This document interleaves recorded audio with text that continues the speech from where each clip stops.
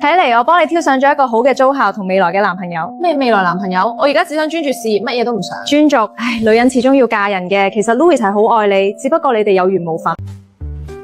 陳志玲，我哋返屋企啦！作死啊你！叫我全名咁大聲！想去邊度食晚餐？不如我哋打包返去食。聽日我哋早上7點就要飛去清遠嗰邊拍 MV。唔使打包，我哋去超級市場，我煮晚餐俾你食。你煮？我係咪聽錯啊？你食唔食牛肉嘅？食嘅。紅酒配牛肉 ，perfect。冇咁大聲啦，好多人睇住我哋。嗰兩個唔係經常拍封面嘅摩托仔陳意涵同陳志玲，好登對喎。你需唔需要幫手啊？唔使，你快啲去沖涼，沖完涼就可以食晚餐啦。係啦，你要記分數。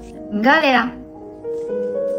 陳志玲，千祈唔好破壞氣氛。你咁大聲嚇死我啦！我哋可以坐喺客廳俾你哋踩花，一邊睇戲，品嚐我親自為你炮製嘅西餐，我最拿手嘅火煎牛排。喂，陳意涵，你黐黐大班望住我有乜嘢事啊？冇事。玲玲，發生咩事？點解喊成咁？我又想返 Louis，我好掛住佢。玲玲冇喊，而家有我陳意涵陪住你。憶涵，你今晚可唔可以陪住我？但我未沖涼。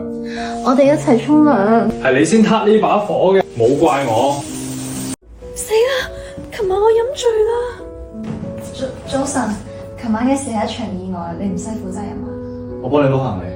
奇怪，呢兩個平常時好多嘢講，而家咁鬼靜，唔知係咪琴晚發生咗乜嘢事？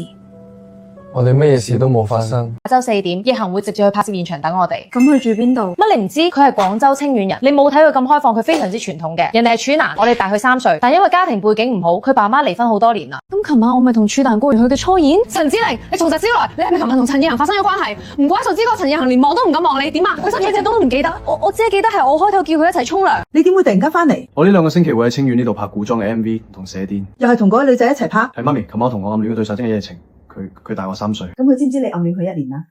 唔知，但係佢最近同佢嘅初戀分咗手，我有信心追到佢。媽咪，我真係非常之喜歡志玲。唉，傻仔嚟㗎，人哋大你3歲㗎。